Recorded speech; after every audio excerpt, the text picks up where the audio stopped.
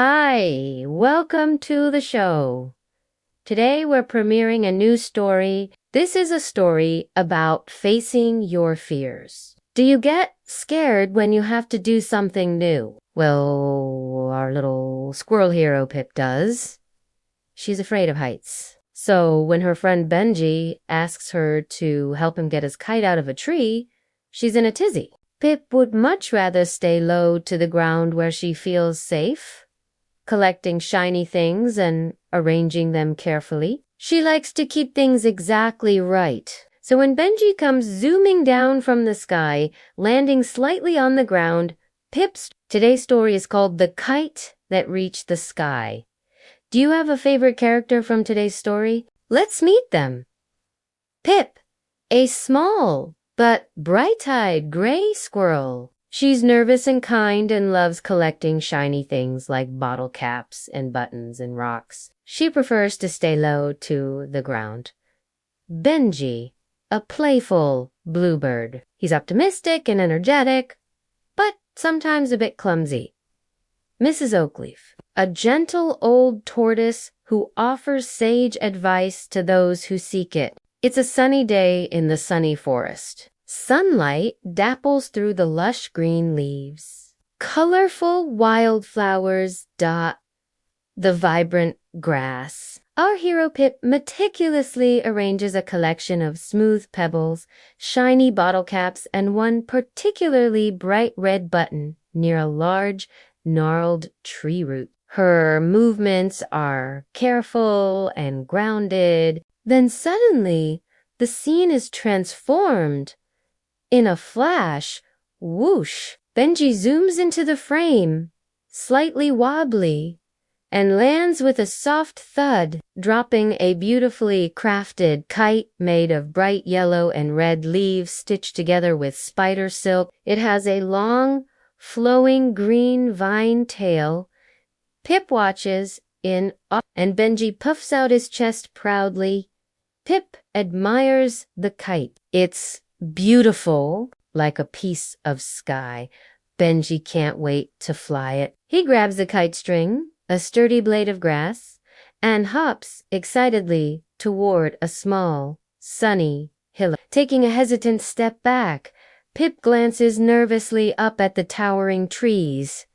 Fly up there. But Benji, it's so high. Pip feels uneasy, but Benji, already running, doesn't hear her. At the top of the hill, the wind picks up. Whoosh!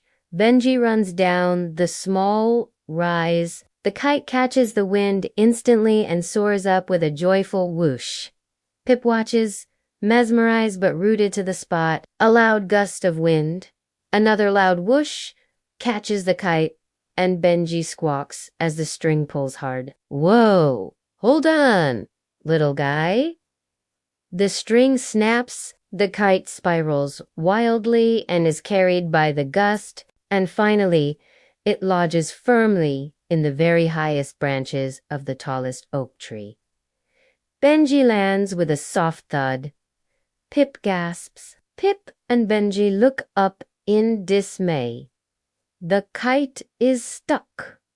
Way up. Benji tries fluttering up, but the branches are too thick and high. He bumps his wing and flutters back down. It's gone. Benji droops, looking heartbrokenly at the tiny speck of color high above. Pip looks from Benji's sad face to the distant kite, then down at her own paws. She's terrified of heights. What if something happened? No, she couldn't go up there. Slowly, Pip shuffles toward Mrs. Oakleaf, who is munching clova near the massive oak's trunk. Benji perches sadly on a low root. As she gets closer, Pip notices the ground beneath her feet tilting slightly. The tall tree looms above her. When she's close enough, she says, voice trembling, Mrs. Oakleaf, Benji's kite. It's stuck up there, and Benji's so sad. Mrs. Oakleaf chews slowly, looks up with kind eyes. Ah, the sky dancer trapped, is it? A pity. That tree is very tall. Pip nods vigorously, her eyes wide. Too tall. Scary, tall. The branches wobble, and the wind howls, and the ground gets so tiny.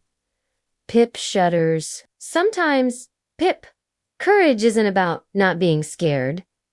It's about what you do while you're scared. Look for the path you can climb, not the one you think you should.